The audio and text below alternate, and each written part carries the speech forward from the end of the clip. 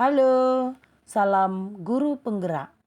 Saya Meristi Egawati Sikaraja SAG, asal sekolah SMA Negeri 1 Siberut Utara, Kabupaten Kepulauan Mentawai, calon guru penggerak angkatan 11. Pada saat ini saya akan melaksanakan kegiatan diseminasi pemahaman dan penerapan budaya positif di sekolah. Perkenalkan, fasilitator saya Ibu Hesti Maiza SPD. Pengajar praktik saya Bapak Erson Elpriyandi Sibagariang SPD. Ki Hajar Dewantara, tokoh pendidikan Indonesia. Beliau memiliki pemikiran mendasar tentang pendidikan yang berpihak pada anak. Dalam konsepnya, pendidikan harus memberikan ruang yang luas bagi perkembangan potensi anak secara menyeluruh. Beliau menekankan bahwa pendidikan harus memperlakukan anak sebagai individu yang unik dengan karakter, minat, dan bakat yang berbeda-beda. Prinsip yang sering diangkat oleh Ki Hajar Dewantara adalah ing ngarso sang tulada, ing madia mangunkarsa, tut wuri andayani. Prinsip ini menggambarkan peran guru yang fleksibel, memberikan contoh di depan, membangun semangat dan motivasi di tengah, serta mendukung dan mendorong dari belakang. Dalam konteks pendidikan yang berpihak pada anak, prinsip ini menunjukkan pentingnya pendidikan untuk tidak hanya menjadi pengajar, tetapi juga fasilitator yang menghargai dan mendorong inisiatif serta kemandirian anak. Lebih jauh lagi, Ki Hajar Dewantara mengadvokasi pendidikan yang tidak mengekang anak dengan pola yang kaku, melainkan pendidikan yang memerdekakan baik secara pikiran, perasaan, maupun kehendak. Dalam pandangannya, pendidikan sejati adalah memberi ruang bagi anak untuk berkembang sesuai dengan kodratnya, dengan tetap menjunjung tinggi nilai-nilai kemanusiaan, kebangsaan, dan kebudayaan. Pendidikan berpihak pada anak menurut Ki Hajar Dewantara adalah pendidikan mendengarkan suara anak, menghargai keunikan mereka, serta mendorong partisipasi aktif dan kemandirian dalam proses pembelajaran. Dengan demikian, anak menjadi subjek utama dalam pendidikan, bukan hanya objek yang diarahkan sesuai kehendak orang dewasa. Intinya, pendidikan adalah tuntunan bagi seluruh kekuatan kodrat yang ada pada anak-anak agar mereka sebagai manusia dan sebagai anggota masyarakat dapat mencapai keselamatan dan kebahagiaan yang setinggi-tingginya. Budaya positif merupakan landasan penting dalam menciptakan lingkungan sekolah yang kondusif untuk belajar dan bertumbuh. Sebagai calon guru penggerak, saya percaya bahwa membangun budaya positif adalah kunci untuk membentuk siswa yang tidak hanya berprestasi secara akademis, tetapi juga memiliki karakter yang kuat, empati, dan rasa tanggung jawab sosial.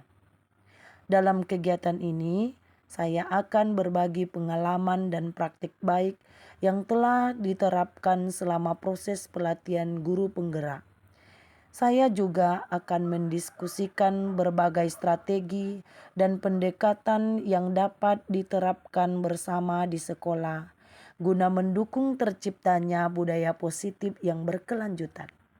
Harapannya, diseminasi ini dapat menjadi langkah awal untuk mendorong kolaborasi yang lebih erat antara guru, siswa, dan seluruh warga sekolah dalam mewujudkan lingkungan yang harmonis, inklusif, dan berorientasi pada pembelajaran yang berpihak pada murid. Saya sangat mengapresiasi kehadiran Bapak Ibu sekalian dan berharap kegiatan ini dapat memberikan inspirasi, wawasan, serta motivasi baru dalam upaya kita secara bersama untuk menciptakan sekolah yang lebih baik. Akhir kata, saya mengucapkan terima kasih atas dukungan dan partisipasinya. Semoga kegiatan ini berjalan dengan lancar dan bermanfaat bagi kita semua. Selamat menyaksikan. Sore dan salam sejahtera untuk kita semuanya. Terima kasih saya ucapkan kepada Bapak dan Ibu Guru yang sudah bersedia hadir di kantor Ruang Guru untuk melihat calon guru penggerak tentang pemaparannya di modul 1.4 tentang penerapan budaya positif di sekolah kita.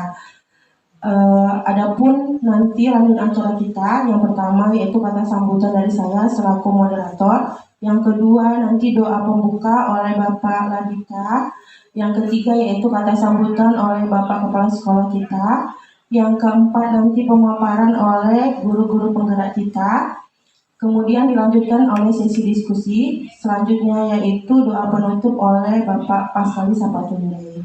Untuk mempersingkat waktu, kita mulai ke acara kedua yaitu doa pembuka yang akan dibawakan oleh Bapak. Bapak Ibu, mari kita bersatu dalam doa. Mari kita berdoa. Terima kasih kepada Bapak Labita. Masuk ke acara ketiga yaitu kata sambutan dari Bapak Kepala Sekolah. Kepada Bapak Kepala Sekolah kami persediakan dengan segala hal.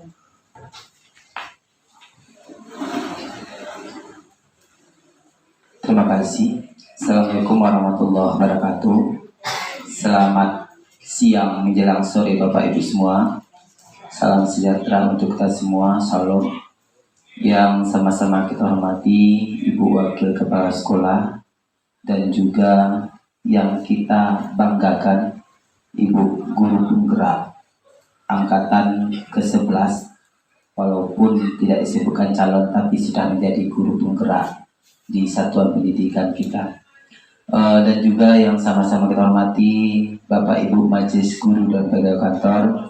Pertama-tama sekali marilah kita bersyukur kepada Tuhan Yang Maha Kuasa, karena dalam kesempatan ini Bapak Ibu masih meluangkan waktunya untuk berbagi dengan kita semua, berkolaborasi kita bersama di sini, bagaimana wujud dari harapan yang kita banggakan, harapan yang kita idam-idamkan, mudah-mudahan terwujud melalui program guru penggerak yang sedang berlangsung ini Bapak Ibu.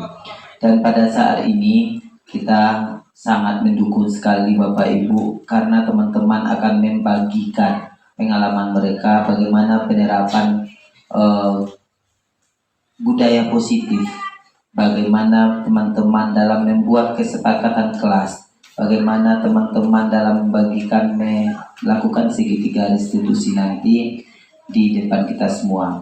Jadi mari kita ikuti kegiatan ini dengan baik. Mudah-mudahan apa yang disampaikan oleh kawan-kawan kita nanti itu sangat bermanfaat sekali bagi kita dan dapat kita aplikasikan nanti dalam pembelajaran di kelas. Jadi terima kasih kepada ibu-ibu penggerak kita ini, ibu calon guru penggerak angkatan ke-11 ini. Mudah-mudahan aksi nyatanya pada hari ini dapat disampaikan dengan baik. Dan saya sebagai kepala sekolah mengucapkan selamat mengikuti kegiatan, dan kita buka dengan mengucapkan Bismillahirrahmanirrahim, berserah diri kepada Tuhan Yang Maha Kuasa. Selamat siang, Assalamualaikum warahmatullahi wabarakatuh. Oke, kita masuk Bapak dan Ibu ke acara utama, yaitu acara pemaparan tentang diseminasi pemahaman budaya positif. Kami persilakan kepada Ibu. Calon guru penggerak angkatan 11 akan memaparkan di sekolah kita ini diseminasi perubahan yang baik tentang budaya positif. Jadi di sini adapun fasilitator saya selama saya menjalani pendidikan guru penggerak itu adalah Ibu Esti Maiza SPD, dan pengajar praktik saya adalah Bapak Herson Elbriandi Sibagariang. Seperti yang sudah kita ketahui, yang sudah disampaikan, bahwa kita di sini ada 7 poin yang akan kita dalami bersama, yang akan kita bahas bersama, yaitu konsep utama budaya positif. tentunya berdasarkan dari filosofi pendidikan Ki Hajar Dewantara Bapak Ibu, yaitu pendidikan adalah tuntunan bagi seluruh kekuatan kodrat yang ada pada anak-anak agar mereka sebagai manusia dan sebagai anggota masyarakat agar dapat mencapai keselamatan dan kebahagiaan setinggi-tingginya. Bapak Ibu, sekali lagi kita sudah juga dengar, sudah tahu bahwa setiap anak itu punya kelebihan, kekurangan, potensi, keunggulan berbeda-beda. Sehingga ada yang disebut Bapak Ibu namanya perubahan paradigma pembelajaran. Sehingga pembelajaran dengan paradigma baru dirancang berdasarkan prinsip pembelajaran yang terdiferensiasi sehingga setiap siswa belajar sesuai dengan kebutuhan dari tahap perkembangannya untuk mewujudkan profil pelajar Pancasila. Bapak Ibu, kita tahu bahwa di profil pelajar Pancasila ini ada 6 elemen yang harus kita pahami, dalami, dan kita terapkan dalam praktek pembelajaran kita di kelas. Yang pertama ada beriman, bertakwa kepada Tuhan dan berakhlak mulia. Kemudian siswa juga diminta untuk mandiri, mereka bernalar kritis, kreatif, bergotong royong, berkebinekaan global. Bapak Ibu, itu kita terapkan di saat pembelajaran, ditanamkan sesuai dengan materi yang kita ajarkan, sehingga ada pembiasaan-pembiasaan itu yang dialami, dilalui, dijalani, didapatkan oleh siswa kita. Dari budaya positif itu ada beberapa hal juga di sini kita perlu lihat, kita perlu pahami, kita juga perlu mengetahuinya. Yang pertama adalah dalam budaya kita makna kata disiplin dimaknai sesuatu yang dilakukan seseorang pada orang lain untuk mendapatkan kepatuhan. Kita cenderung menghubungkan kata disiplin dengan ketidaknyamanan. Kemudian sebagai pendidik, tujuan kita itu adalah menciptakan anak-anak yang memiliki disiplin diri, sehingga mereka bisa berperilaku mengacu pada nilai-nilai kebajikan universal yang memiliki motivasi intrinsik bukan ekstrinsik. Dari kata pertama, ini kan ada anak datang karena takut diberikan sanksi. Yang diharapkan di sini dengan budaya positif bukan karena dari orang lain kita melakukannya, tapi dari diri kita. Lalu di sini disiplin positif merupakan salah satu cara penerapan disiplin yang bertujuan untuk menumbuhkan kesadaran serta memberdayakan anak untuk melakukan sesuatu tanpa sogokan ataupun menghukum. Jadi sekali lagi Bapak Ibu, pola pikir yang di bagian pertama itu kita rubah dengan disiplin positif, tidak lagi karena aturan sekolah atau karena takut dihukum, tapi memang dari dirinya anak-anak kita menyadari saya datang tepat waktu karena memang saya seorang siswa.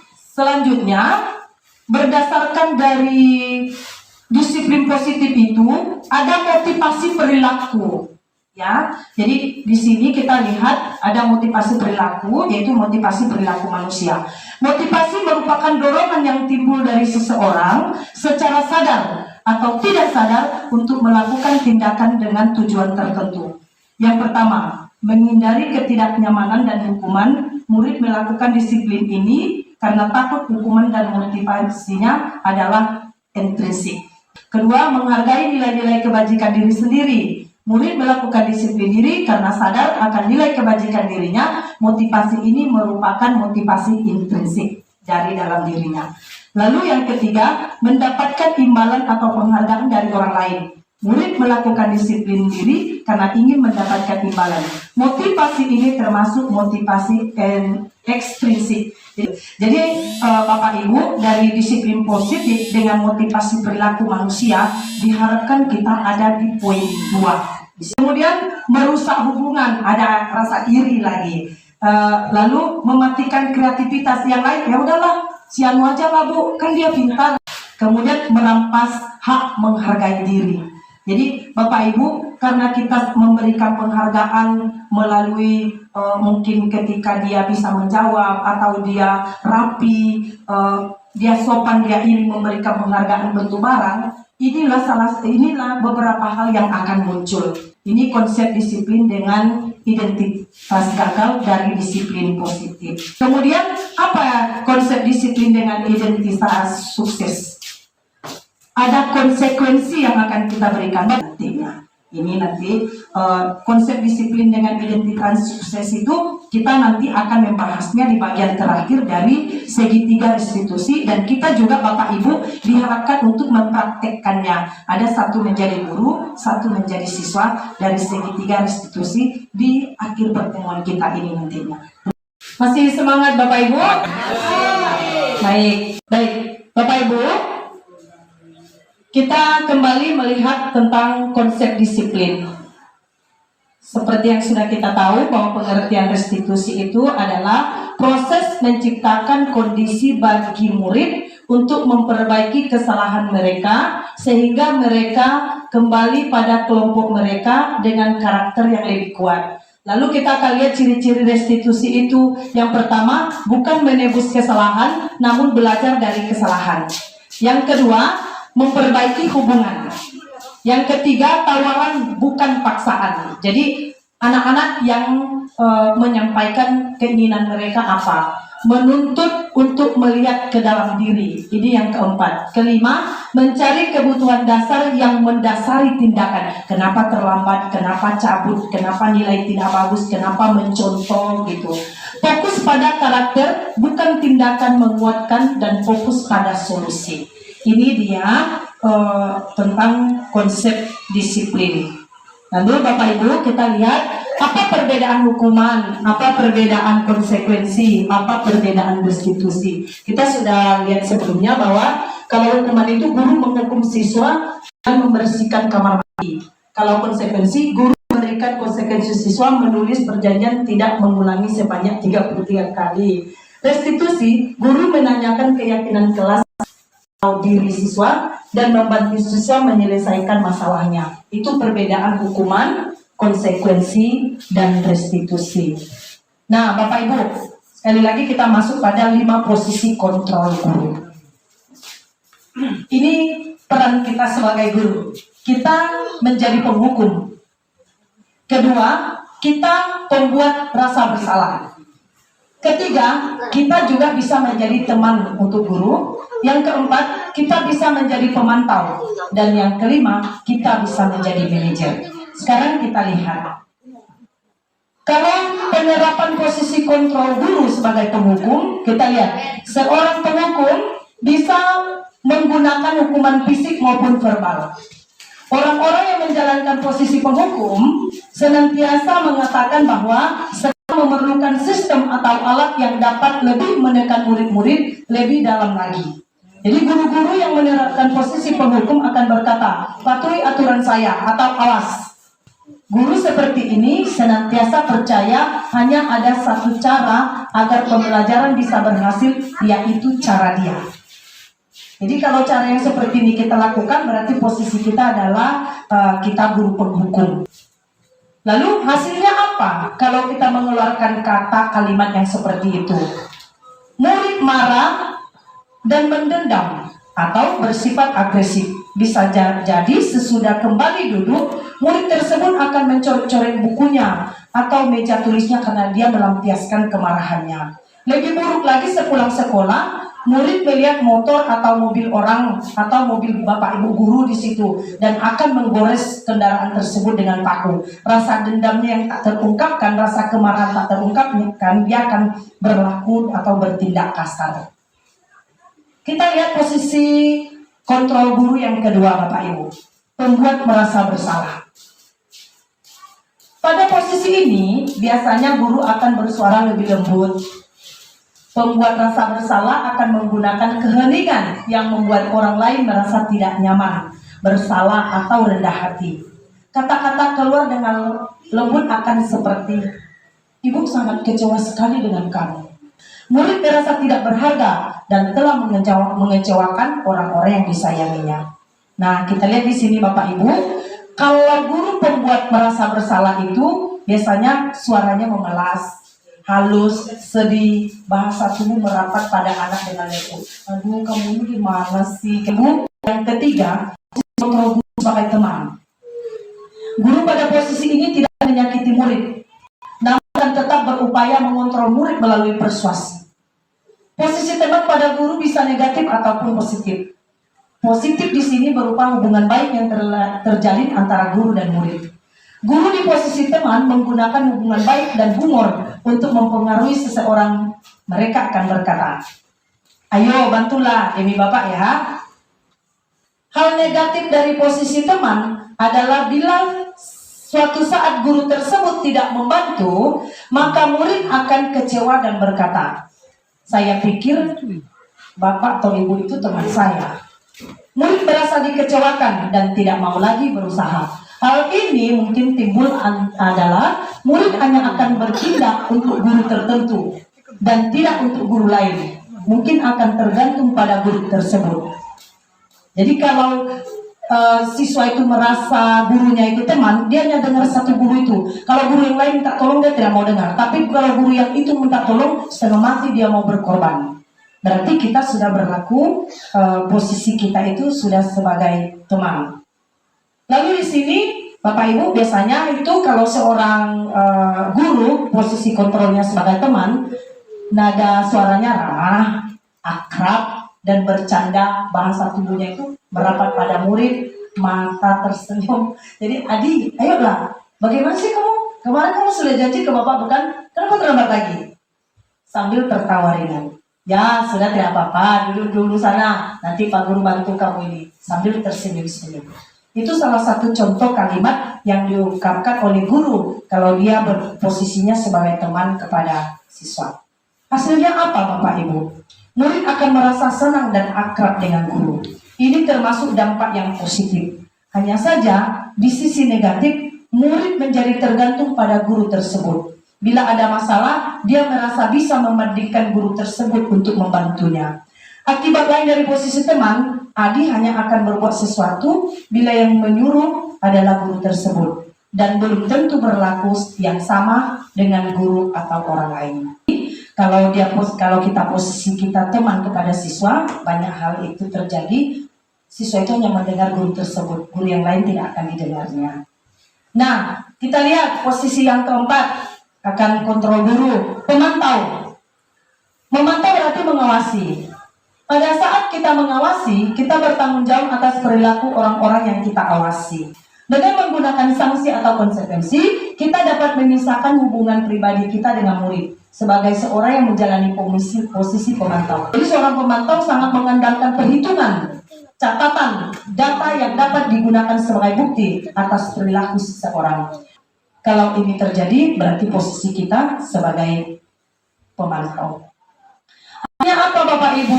Murid memahami konsekuensi yang harus dijalankan karena telah melanggar salah satu peraturan sekolah. Guru tidak menunjukkan suatu emosi yang berlebihan, menjadi marah atau membuat merasa berbuat salah. Murid tetap dibuat tidak nyaman, yaitu dengan harus tinggal di kelas pada waktu jam istirahat dan mengerjakan tugas. Guru tetap harus memantau murid pada saat mengerjakan tugas di jam istirahat, karena murid tidak bisa ditinggal sendiri. Nah, Bapak Ibu, kita lihat lagi posisi kontrol guru yang kelima, manajer. Posisi terakhir, manajer. Jadi manajer adalah posisi di mana guru berbuat sesuatu bersama dengan murid, mempersilahkan murid mempertanggungjawabkan perilakunya, mendukung murid agar dapat menemukan solusi atas permasalahannya sendiri. Nah, Bapak Ibu, di sini seorang manajer telah memiliki keterampilan di posisi teman maupun pemantau, dan dengan demikian bisa jadi di waktu-waktu tertentu kembali kepada kedua posisi tersebut bisa diperlakukan. Namun bila kita menginginkan murid-murid kita menjadi manusia yang merdeka, mandiri dan bertanggung jawab, maka kita perlu mengacu kepada restitusi yang dapat menjadikan murid kita seorang manajer bagi dirinya sendiri. Dan jadi Bapak Ibu, di sini kalau sebagai seorang manajer itu kita berkata seperti ini. Apa yang kita yakini? Sebelumnya kan kita membuat keyakinan. Jadi setiap anak melakukan kesalahan, terlambat masuk, makan saat jam belajar, menggunakan HP, ke tempat dikasih tahu diizinkan guru, atau dia keluar masuk saja mencontoh ketika ujian, kita bisa menanyakan keyakinan kelas yang sudah disusun sebelumnya. Lalu kita tanya lagi, apakah kamu meyakininya? Nanti dia tinggal menjawab sesuai dengan pemahamannya. Lalu di sini tugas seorang manajer bukan untuk mengatur perilaku seseorang. Kita membimbing murid untuk dapat mengatur dirinya. Seorang manajer bukannya memisahkan murid dari kelompoknya, tetapi mengembalikan murid tersebut ke kelompoknya dengan lebih baik dan kuat. Ini rangkuman keseluruhan dari 5 posisi kontrol guru. Bapak Ibu, dari 5 posisi kontrol guru itu, sebagai seorang guru sebaiknya ada di posisi apa? Sebagai manajer. Sebagai manajer itu kembali kita melihat bahwa kita itu jadi posisi itu di situ dia membantu dia keluar dari masalahnya, tidak memantau dia, tapi dia menyadari bahwa dia bersalah dan dia sendiri yang mau memperbaiki dirinya. Nah, Bapak Ibu, karena kita sudah mengetahui akan 5 posisi kontrol guru, bahwa kita terkadang ada di posisi penghukum, ada di posisi pembuat merasa bersalah, ada kita di posisi di situ kita sebagai teman, ada kita di posisi sebagai manajer ya. Biar kita bisa menjadi manajer Bapak Ibu, setiap Bapak Ibu kita kan diminta di dalam kelas selalu kita membuat keyakinan kelas. Nah, Bapak Ibu, kira-kira apa beda keyakinan kelas dengan peraturan kelas? Boleh bantu Bu Okta kasih mikrofon sama Ibu? Apa perbedaan keyakinan kelas dengan peraturan kelas?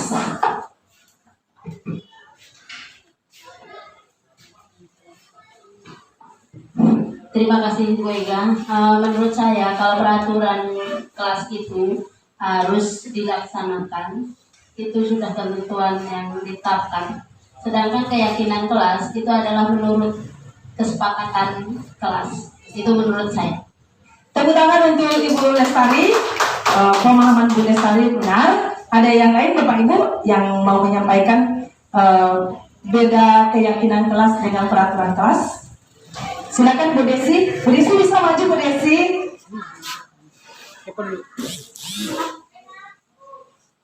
Ada mikrofonnya, silakan di sini. Oke, baik. Terima kasih Bu Ega. Jadi perbedaan keyakinan kelas dengan peraturan. Kalau keyakinan kelas itu kita sepakati antara siswa dan guru. Kalau peraturan kelas itu kita yang membuat dan kita memberikan kepada siswa dan tidak memberikan peluang kepada siswa untuk ini baik atau tidak, ini bisa atau tidak, ini iya atau tidak. Terima kasih menurut pengetahuan saya. Luar biasa, tepuk tangan untuk Ibu Desi. Iya, karena kita sudah memahami apa perbedaan keyakinan dengan peraturan, sehingga kita di dalam kelas membuat keyakinan kelas. Nah, di keyakinan kelas itu Bapak Ibu, kita lihat di sini lebih abstrak dari peraturan. Yang kedua berupa pertanyaan universal. Kita menginginkan apa? Lalu yang ketiga dibuat dalam kalimat positif. Yang keempat singkat dan padat agar mudah diingat. Yang kelima sesuai dengan kondisi kelas dan sekolah agar mudah diterapkan. Keenam, semua warga kelas atau sekolah dilibatkan saat membuat keyakinan kelas. Seperti yang dijawab oleh teman-teman kita, bahwa keyakinan kelas itu kita buat bersama. Siswa kita menyampaikan apa yang mereka inginkan. Kita bisa di sini contoh kelas, ada keyakinan kelas 1, setiap anggota kelas perlu belajar, setiap anggota kelas perlu senang, setiap anggota kelas perlu melakukan tugas, setiap anggota kelas perlu saling menghargai, setiap anggota kelas perlu merasa aman. Keyakinan kelas 5, selalu bersikap positif, senantiasa menjadi diri terbaik, percaya dan menghormati orang lain serta barang miliknya. Berikutnya, berkomitmen terhadap setiap tugas, selanjutnya senantiasa membantu. Kita melihat keyakinan kelas yang bagian bawah. Ada yang hormat, kami meyakini bahwa sangat penting untuk menghormati semua orang dan barang milik orang lain. ada di sini lagi bekerja. Kami meyakini bahwa sangat penting untuk mengerjakan segala pekerjaan atau mengikuti kegiatan yang telah ditugaskan. Berikutnya, diterima dan dimiliki. Kami meyakini bahwa sangat penting untuk merasa diterima pada suatu kelompok dan saling peduli satu dengan yang lain. Bapak Ibu, dari contoh keyakinan kelas ini, kira-kira keyakinan kelas yang mana yang tepat setelah kita melihat yang sebelumnya ini, pembentukan keyakinan kelas. Dari contoh keyakinan kelas yang selama sudah disusun, lalu ini ada contoh yang ada, kira-kira yang tepat untuk keyakinan kelas itu, contohnya di keyakinan kelas berapa? Setuju. Kita setuju Bapak Ibu? Jadi ada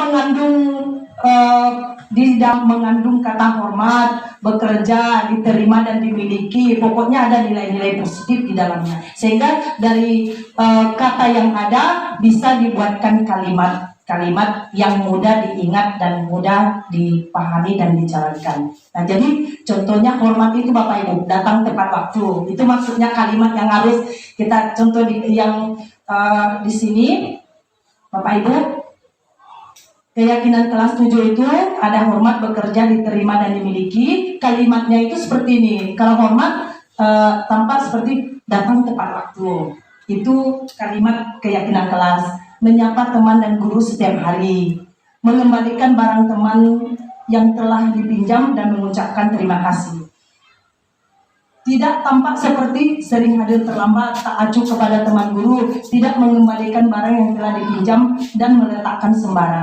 Lalu kalau bekerja, ada kalimat yang muncul di keyakinan kita susun. Tekun bekerja dan menyimak guru. Menyerahkan tugas tepat waktu, memberikan hasil terbaik. Nah, lalu kalau rasa diterima dan dimiliki, melibatkan semua anggota kelompok, memberikan kata-kata atau komen-komen membesarkan hati bila teman kita berhasil, menjenguk atau menanyakan kabar teman yang kurang sehat atau senang mendapat musibah. Ini contoh-contoh kalimat yang kita gunakan dalam keyakinan kelas. Jadi saya yakin kita semua sudah membuat kalimat-kalimat yang seperti ini bersama siswa dan kita sudah menerapkannya di dalam kelas. Bapak Ibu masih semangat? Masih. Kita tepuk sebentar ya Bapak Ibu. Tepuk tangan untuk kita semua. Baik. Jadi di sini Bapak Ibu kita bisa melihat dari keyakinan kelas itu. Nah di sini pertama ada terdengar satu orang berbicara, yuk saya bantu, kita bisa selesaikan ini bersama. Terima, tolong ya, permisi, boleh saya pinjam, nanti akan segera saya kembalikan. Dari keyakinan kelas yang sudah kita susun Bapak Ibu, ini akan terdengar di dalam kelas ini. Kalau kita mendengar anak-anak bicara seperti ini, berarti mereka sudah meyakini keyakinan kelas mereka yang sudah kita susun seperti contoh keyakinan kelas 7. Kalau sudah terlihat di kelas itu, berempati terhadap perasaan orang lain, gak suka membuli temannya lagi, memegang barang milik orang lain hanya dengan izinnya. Boleh saya pinjam penamu? Boleh saya ambil ini? Begitu. Lalu mendengarkan dengan seksama, guru mengajar, dia tidak sibuk dengan dirinya sendiri. Temannya menjawab, dia tidak sibuk dengan dirinya sendiri. Kemudian senantiasa berbuat baik, dia suka meminjamkan pena ketika temannya tidak punya. Dia mau berbagi ketika temannya membutuhkan. Nah lalu berperilaku, tampak di itu siswa kita berperilaku tersenyum ramah, memberikan salam hormat dengan menjabat tangan, meletakkan tangan di dada, kayak gini dia kan biasa kan. Kalau memberikan ruang bekerja, postur tubuh yang tenang. Kalau ini sudah muncul, kalau ini sudah terlihat, sudah terdengar, kita lihat perilaku anak di kelas, di lingkungan sekolah, berarti kita sudah berhasil menerapkan keyakinan kelas itu. Jadi ini yang kita harapkan akan muncul, terdengar, terlihat, berperilaku seperti inilah siswa kita berdasarkan dari keyakinan kelas yang sudah kita susun. Jadi Bapak Ibu, tugas guru itu mengajar, mendidik, menjawab pertanyaan, memberi nilai, mengatur kelas, menegakkan peraturan kelas, menjalankan keyakinan kelas, peduli terhadap semua murid. Tugas guru itu bukan menyakiti atau disakiti, memaksa siswa untuk belajar, merapikan barang-barang, lalu menyiapkan makanan atau barang-barang alat tulis. Jadi tugas guru kita bisa melihat di kolom bagian pertama. Bapak Ibu, kita masuk ke segitiga restitusi. Masih semangat Bapak Ibu? Baik. Seperti yang sudah kita ketahui, yang sudah kita dengar bersama, segitiga restitusi. Di sini nanti kita akan praktek ya Bapak Ibu, untuk yang terakhirnya. Dari segitiga restitusi ini kita diharapkan, kita guru kan sebagai manajer. Kita sebagai manajer. Kalau sebagai manajer, tentunya kita berdasarkan dari keyakinan kelas yang sudah kita susun. Dari keyakinan kelas yang sudah kita susun bersama, kita mengharapkan akan terdengar, terlihat siswa berperilaku seperti pada simbolir tadi. Kalau itu sudah muncul, berarti Bapak Ibu, kita sudah berhasil. Siswa sudah berhasil menerapkan keyakinan kelas tersebut. Nah, sebagai manusia, tentunya tidak luput dari kesalahan-kesalahan itu. Karena sebagai manusia kita tidak luput, bagaimana cara kita menangani ketika siswa lalai dengan keyakinan kelas yang sudah disusunnya, yang sudah disepakatinya melalui segitiga restitusi, Bapak Ibu. Kita lihat di sini. Kalau kita melakukan segitiga restitusi kepada siswa yang terlambat, yang nilainya tidak bagus, yang selalu keluar masuk waktu belajar, yang selalu bolos ketika belajar, bahkan dia juga cabut ketika pelajaran tertentu. Yang pertama Bapak Ibu, kita menstabilkan identitas. Apa yang kita lakukan dari menstabilkan identitas ini? Langkah pertama yang dilakukan pada segitiga restitusi, yakni pada bagian dasar segitiga adalah menstabilkan identitas. Jika anak berbuat salah, maka kebutuhan dasar mereka tidak terpenuhi. Kenapa anak tidak konsen di kelas? Kenapa dia keluar masuk? Kenapa dia terlambat datang sekolah? Kenapa nilainya tidak bagus? Berarti ada sesuatu yang terjadi dengan dia. Bagian dasar segitiga restitusi memiliki tujuan untuk merubah orang yang gagal karena telah berbuat kesalahan menjadi orang yang sukses. Nah, kita harus mampu meyakinkan mereka dengan mengatakan kalimat seperti ini. Tidak ada manusia yang sempurna. Saya juga pernah melakukan kesalahan seperti ini. Ketika seorang dalam kondisi emosional, maka otak tidak akan mampu berpikir rasional. Saat inilah kita menstabilkan identitas anak. Nah, jadi Bapak Ibu, sekali lagi, dari posisi kontrol guru, kita harus menjadi manajer. Kita sepakat kita jadi manajer. Untuk jadi manajer, kita dasarkan dari keyakinan kelas yang kita susun. Dari keyakinan kelas yang sudah kita susun, kita bersama. Namanya manusia, terkadang kan kita jatuh juga. Ketika kita jatuh tidak menjalankan keyakinan kelas, bagaimana cara seorang guru menjadi manajer? Kita mulai menstabilkan identitas dengan memanggil siswa. Jadi dia bisa mengingat ternyata tidak benar, ternyata harus begini. Nah, lalu kita menjadi manajer melalui segitiga restitusi Bapak Ibu, memvalidasi tindakan yang salah. Konsep langkah kedua ini kita harus memahami kebutuhan dasar yang mendasari tindakan anak berbuat kesalahan. Kenapa dia terlambat? Kenapa nilainya tidak bagus? Kenapa dia mencontoh? Kenapa dia mencuri? Nah, dari kita bertanya itu akan terjawab. Nah, jadi di sini menurut teori kontrol, semua tindakan manusia baik atau buruk pasti memiliki maksud atau tujuan tertentu. Ketika kita menolak anak berbuat salah, dia akan tetap dalam masalah. Yang diperlukan adalah kita memahami alasan melakukan hal tersebut sehingga anak merasa dipahami. Berdasarkan dari pertanyaan kita, nanti anak itu akan berbicara apa yang dia rasakan. Lalu yang terakhirnya kita akan menanyakan keyakinan. Nah, jadi Bapak Ibu di sini teori kontrol menyatakan bahwa kita pada dasarnya termotivasi secara internal dari dalam diri kita ya. Ketika langkah 1 dan langkah 2 sukses kita lakukan, maka anak akan siap untuk dihubungkan dengan nilai-nilai yang dia percaya dan berpindah menjadi orang yang dia inginkan. Penting menanyakan ke anak tentang kehidupan ke depan yang dia inginkan. Ketika mereka sudah menemukan gambaran masa depannya, guru dapat membantu mereka untuk tetap fokus pada gambarannya. Bapak Ibu, sebagai manajer, segitiga restitusi ini kita lakukan.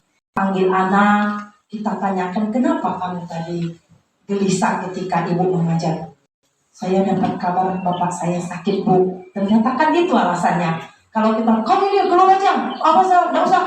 Biasanya kan kita bisa menjadi penghukum, menjadi pembuat rasa bersalah, ya kan? Kita jadi teman, jangan pikir yang lain-lain lah, belajar dulu. Biasanya kan kita nanti tenang, sehingga dia merasa, oh kalau aku ini gurunya. Jadi kita diminta menjadi manajer melalui yang seperti ini. Setelah kita belajar, kalau kita menemukan anak yang terlambat masuk belajar atau terlambat sekolah, atau tugas kita sebagai wali kelas apa yang kita lakukan untuk menangani anak-anak, disarankan kita melakukan segitiga restitusi melalui langkah ini Bapak Ibu. Nantinya akhirnya anak itu akan menyadari dirinya, biar dia sendiri yang berbicara apa yang dia alami, apa yang dia rasakan, dan apa yang dia inginkan. Dengan kita memberikan motivasi, kelak dia akan menjadi orang yang sukses.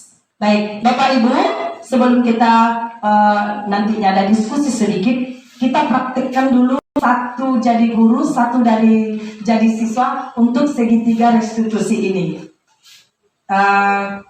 Bisa kasusnya anak terlambat datang sekolah, berarti itu sebagai wali kelas sering datang terlambat sekolah, itu nantinya wali kelas merestitusi siswanya. Kemudian ada juga contoh lagi ketika siswa mendapat nilai tidak bagus. Setiap ujian kan kita memberikan penilaian sumatif di akhir bab itu. Setiap itu selalu nilainya tidak bagus. Lalu kita merestitusi dia. Jadi tinggal kita pilih yang bagaimana. Kita bisa praktekkan yang segitiga restitusi. Satu siswa, satu guru. Siapa Bapak Ibu yang bersedia untuk menjadi guru, menjadi siswa? Bapak kepala sekolah menunjuk Mbak Tari jadi guru. Siswanya siapa Bapak Ibu yang bersedia menjadi siswa? Oh, Pak Chandra, baik Mas. Jadi di sini, di depan ini ya Bapak Ibu, siswanya Pak Chandra, gurunya Ibu Lestari. Silakan maju ke depan Ibu, Bapak. Terlambat sekolah ya. Dengan kasus terlambat sekolah. Nanti terakhirnya menanyakan keyakinan lagi. Dan akhirnya nanti Pak Chandra menyadari bahwa yang dia terlambat selama ini tidak benar. Oke, silakan. Ini Mbak. Jadi pertama kita menstabilkan identitas.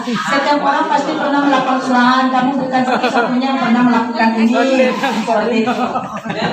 Mari Bapak Ibu kita lihat ya segitiga restitusi yang dilakukan oleh Ibu Lestari dengan Pak Chandra. Pak Chandra sebagai siswa, Ibu Lestari sebagai ibu.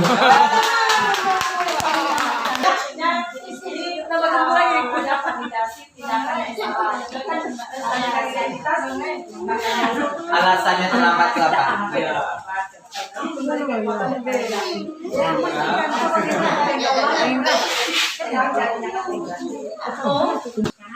Ananda Chandra. Iya Bu. Kenapa sering terlambat? Karena ketiduran Bu. Tiduran. Iya. Setiap hari ketiduran. Karena malamnya itu game Bu. Iya. Jangan main game. Iya Bu, saya usahakan Bu. Tidurnya itu biasanya jam 2, jam apa? Jam 10. Tapi saya kalau kebiasaan itu tidur susah Bu kalau jam 10 malam. Susah jam 10 malam tidur? Iya Bu, karena saya keseringan itu tidur di atas jam 12 Bu. Jam 2 baru saya bisa tidur Bu. Ya usahakan supaya tidak terlambat lagi. Ya Bu, saya janji Bu. Janji ya? Janji Bu. Sudah janji? Janji Bu. Swear. Swear. Sudah tahu kan kalau terlambat apa konsekuensinya? Tahu Bu.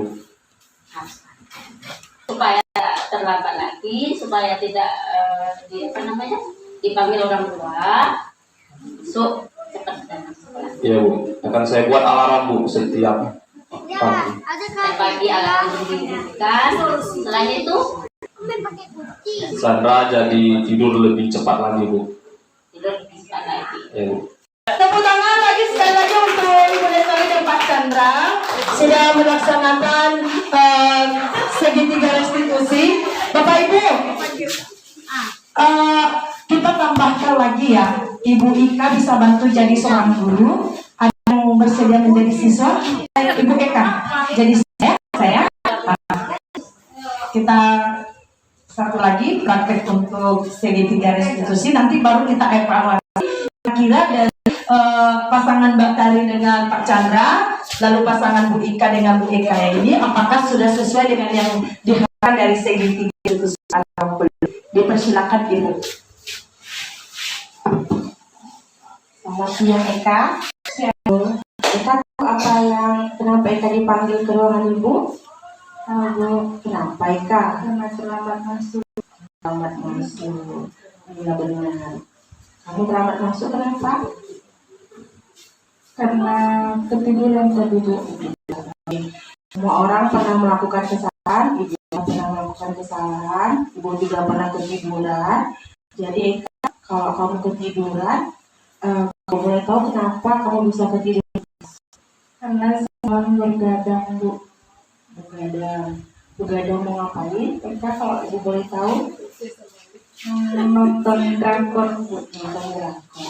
Kalau nonton drakornya sampai kapan Eka? Sampai jam berapa? Biasanya sampai jam 1-2an Bu. Jam 1-2an. Dari kamu terlambat, kemudian kamu ketiduran, dan karena kamu nonton drakor, ada nggak keyakinan kelas kita saat yang kamu langgar Eka? Ada Bu. Ada. Kalau begitu, apa yang kamu bisa lakukan untuk keselamatan tersebut? Tidur tepat waktu atau tidur lebih cepat lagi Bu. Selain tidur cepat waktu, ada nggak orang yang bisa membantu kamu supaya kamu bisa datang lebih cepat lagi? Bisa ada Bu. Siapa Eka? Bisa ada Mama juga di rumah bangunin. Selain itu bisa Eka alarm. Apa yang dilakukan di bawah orang Mama dan sama dengan alarm tadi Eka? Tidur tepat waktu Bu. Oke, terima kasih Ibu, apresiasi upaya kamu untuk datang lebih cepat dengan Mr. Alarm, kemudian datang tepat waktu. Terima kasih Eka, sampai jumpa lagi. Ya Bu, sama-sama. Terima kasih Bapak Ibu. Kita sudah melihat dua pasang Bapak Ibu guru kita untuk melakukan kegiatan segitiga restitusi. Dari pasangan pertama Ibu Lestari dengan Pak Chandra dan Ibu Ika serta Bu Eka. Kira-kira Bapak Ibu, apakah sudah menunjukkan proses segitiga restitusi yang dilakukan Bapak Ibu guru kita tadi? Sudah ya? Sudah menstabilkan identitas? Sudah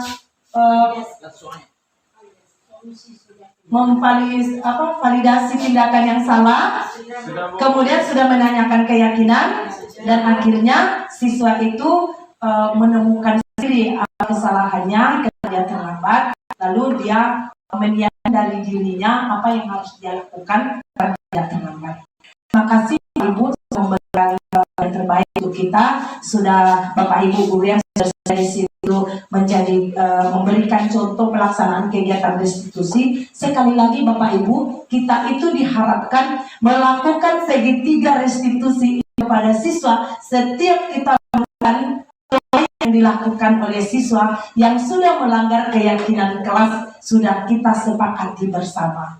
Terutama sekali saya mengucapkan kepada ibu-ibu pemateri kita yang sangat luar biasa, dan saya secara pribadi sangat beruntung gitu ya, sangat beruntung sekali saya bisa mendapatkan pengalaman baru tentang budaya positif ya, dimana sekian tahun saya jadi seorang guru ya, banyak hal yang sangat perlu sekali saya pelajari ya. Tentu dengan belajar yang tadi ya bisa menambah wawasan saya dan bisa saya terapkan di dalam proses belajar mengajar. Terima kasih. Selamat sore. Sangat bagus. Dan berikutnya adalah semoga pemateri kita ini lulus CGP. Terima kasih. Ada lagi pertanyaan Bapak kepada Ibu Dia, Pak Kepala Sekretaris? Jadi begini, kan sebenarnya seperti ini sekali saya materi yang muncul banyak pertanyaan saya. Pertama, kita kan di dalam kasus ini sebagai manajer, ya kan? Jadi pada saat kita menjadi manajer, pada saat mana kita membawa anak ke BK? Kita kan sudah mendampingi anak itu, kembalikan, tetapi tidak ada perubahan. Apakah sejauh itu kapan kita akan membawa anak ke BK? Itu pertama pertanyaan. Terus pertanyaan kedua ini tentang kesepakatan kelas. Kesepakatan apa? Karena kan di ini kan ada komitmen kelas. Komitmen kelas itu adalah yang kita sepakati juga. Mungkin apa setiap guru di kelas itu membawa komitmennya masing-masing ataukah mengikuti komitmen kelas yang ada di kelas itu. Jadi kalau seandainya menurut saya, kalau seandainya komitmen kelas itu ada di kelas, kapan siswa itu mempraktikkannya? Sedangkan guru yang masuk dan membawa komitmennya masing-masing. Jadi menurut saya akan bingung. Kalau tidak, komitmen kelas kita hentikan, tidak usah kita buat, kita mengikuti komitmennya guru setiap mata pelajaran membawa komitmennya masing-masing di kelas itu. Jadi biar tidak pusing anak-anak. Menurut saya seperti itu. Jadi pertanyaan saya untuk hari ini, untuk beberapa menit ini hanya ada 2 dulu, karena masih banyak. Karena saya akan pertanyakan apa perbedaan sebenarnya hukuman dengan sanksi, karena ada beberapa kasus yang harus kita kupas supaya kita tahu yang mana sanksi dan mana hukuman. Itu ya. Terima kasih, Bu. Oke, untuk pertanyaan pertama, mohon dikoreksi kalau salah, Pak Pas. Posisi mana kita kan sebagai posisi manajer, posisi mana kita sebagai guru ketika sebuah kasus dibawa ke BK? Oke, kepada Ibu Ika, kami persilakan dengan segera. Baik, terima kasih Bu Ika. Menjawab pertanyaan Pak Paskalis, kita guru diminta untuk menjadi manajer, melakukan segitiga restitusi setiap kita menghadapi siswa melakukan kesalahan. Lalu di saat mana kita membawa siswa ke BK? Baik, Bapak, ketika kita melakukan segitiga restitusi, kita itu tidak boleh banyak bicara, maksudnya kita tidak boleh memberi saran, kita yang memberi solusi kepada siswa, siswa itu yang menjawab apa yang kita tanya. Kita nggak boleh, maunya bagaimana, kamu tahu Pak, dia yang nanti akhirnya berbicara solusinya apa, yang dia mau, yang dia ingin, akhirnya janji. Lalu kan kita lihat perkembangannya, kan tidak lepas dari situ saja. Setelah kita melakukan restitusi, kita tidak melepaskan anak begitu saja. Kita akan lihat perkembangannya. Contohnya dia nilainya tidak bagus setiap belajar dengan kita. Kan dia nanti menemukan saya akan belajar. Lalu kita akan bantu dia juga atau memberikan pembelajaran tambahan. Kita akan terus mendampingi. Di saat kita istilahnya dalam pendampingan itu, kalau siswa itu terus menerus dia tidak lagi mengikuti menjalankan apa yang sudah kita sepakati dalam pembicaraan segitiga restitusi kita, disitulah peran guru BK itu berjalan. Dikala kita tidak sanggup lagi untuk melakukan mendampingi, tapi harapan kita di sini Bapak Ibu, dengan kita melakukan restitusi, kita menemukan solusinya bersama siswa itu ada perbaikannya. Sehingga siswa ini tidak semua harus menghadap guru BK. Guru BK itu berperan ketika siswa ini mungkin barangkali sudah masalah besar. Kalau masalah mencontoh, masalah dia terlambat, masalah dia tidak konsen, masalah dia cabut, saya pikir dengan segitiga restitusi dan pendampingan kita terus-menerus sebagai guru yang berlaku sebagai seorang manajer, siswa kita tidak akan pernah menghadap BK.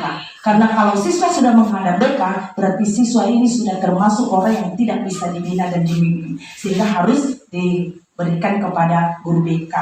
Dan sekali lagi, ada harapan dengan segitiga restitusi kita menemukan solusinya, siswa kita dampingi, akhirnya siswa akan kembali ke kelompoknya, tidak lagi terlambat, tidak lagi mencontoh, dia akan belajar dan nilainya bagus, dan dia merasa nyaman dan percaya diri bersama dengan teman-temannya. Begitu jawaban saya, Bapak. Bisa ditambahkan juga dengan Ibu Des dan Ibu Ika. Terima kasih. Sudah puas Bapak sekali? Oke, pertanyaan keduanya, setiap guru dan setiap walas memiliki kesepakatan kelas. Apakah setiap guru dan setiap guru maba yang masuk ke kelas kita membawa kesepakatan kelasnya? Itu pertanyaannya, Pak. Oke, bisa dijawab Bu Ega. Terima kasih Bapak sekali. Pertanyaannya saya akan coba menjawab. Apakah setiap guru harus membawa keyakinan kelas yang sudah disepakati bersama dengan siswa, sementara mereka punya keyakinan kelas masing-masing? Baik, saya menjawab setiap guru membawa kesepakatan masing-masing. Setiap guru harus membawa kesepakatan keyakinan kelas yang sudah disusun bersama dengan siswa. Tentu ada posisi masing-masing, Bapak. Keyakinan kelasnya, dia akan memposisikan dirinya akan kelasnya itu. Kalau keyakinan bersama guru bidang studi, ada beberapa yang tidak sama dengan keyakinan kelas. Contoh seperti saya, siswa meminta ice breaking ketika belajar. Keyakinan kelas tidak ada meminta ice breaking. Jadi siswa akan memposisikan di mana dia saat ini belajar dengan guru siapa, dengan kesepakatan guru tersebut. Ada juga kesepakatan keyakinan kelas itu siswa boleh keluar.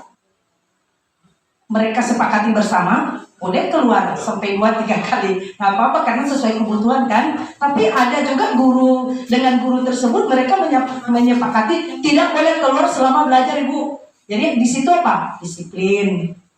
Nah, seperti itu. Lalu ada juga menggunakan HP selama pembelajaran karena ada mata pelajaran sepanjang pembelajaran mereka selalu searching di Google akan tugas mereka. Tapi ada juga guru tidak menggunakan handphone selama pembelajaran. Sehingga setiap guru membawa keyakinan kelasnya, kelas itu yang sudah disepakati bersama tanpa mengganggu keyakinan kelas bersama dengan wali kelas. Karena mereka punya kesepakatan tersendiri bersama wali kelasnya, mereka juga punya kesepakatan tersendiri bersama dengan guru bidang studinya. Diharapkan siswa bisa membedakan itu dan bisa menempatkan dirinya. Bisa ditambahkan oleh Ibu Des dan Ibu Ika. Oke, terima kasih kepada Bapak dan Ibu atas kesediaannya dari jam 2 tadi sampai jam 5. Betul-betul topik yang sangat bagus dan menarik. Akhir kata, kita ke acara selanjutnya yaitu doa penutup yang dibawakan oleh Bapak Paskalis. Silakan Memimpin secara sakral. Marilah kita berdoa di nama Bapa dan Putra dan Roh Kudus. Amin. Syukur kami aturkan kehadiran-Mu ya Bapa atas segala rahmat dan karunia-Mu yang Engkau berikan kepada kami dari siang hingga pada sore hari ini. Bapa yang Maha Baik, pada kesempatan hari ini kami telah menyelesaikan pertemuan kami, di mana pertemuan kami ini semoga menjadi pembelajaran bagi kami sebagai pendidik. Bapa yang Maha Baik, lindungi dan berkati juga para pemateri kami. Semoga ilmu yang mereka berikan, yang mereka bagi kepada kami, dapat bermanfaat bagi diri kami, juga bagi peserta didik kami. Bapa yang Maha Baik, semuanya ini Bapa kami serahkan hanya ke dalam tangan Kristus dan dengan cara kami. Amin. Terima kasih kepada Pak Paskalis. Terima kasih juga. Terima kasih atas kebersamaan kita. Terima kasih banyak atas partisipasi Bapak Ibu. Kebersamaan ini membantu kita untuk maju bersama di sekolah ini, membuat satu perubahan di sekolah kita dengan menerapkan budaya positif di sekolah kita. Tuhan memberkati semua kebersamaan kita, setiap langkah kita. Selamat sore, terima kasih. Demikian video kegiatan diseminasi budaya positif di sekolah. Saya berharap apa yang telah disampaikan dapat memberikan wawasan baru serta menginspirasi kita semua dalam menerapkan budaya positif di lingkungan sekolah. Dengan semangat kolaborasi dan komitmen yang kuat, kita yakin dapat menciptakan lingkungan belajar yang lebih aman, nyaman, dan berfokus pada perkembangan karakter siswa. Mari kita jadikan budaya positif sebagai landasan dalam setiap langkah pendidikan kita untuk membentuk generasi yang tidak hanya cerdas secara intelektual, tetapi juga kuat dalam nilai-nilai moral dan kemanusiaan. Terima kasih atas perhatian dan partisipasinya. Sampai jumpa di kesempatan berikutnya. Semoga kita semua selalu diberkati dalam setiap upaya kita mencerdaskan kehidupan bangsa. Salam semangat dan salam budaya positif.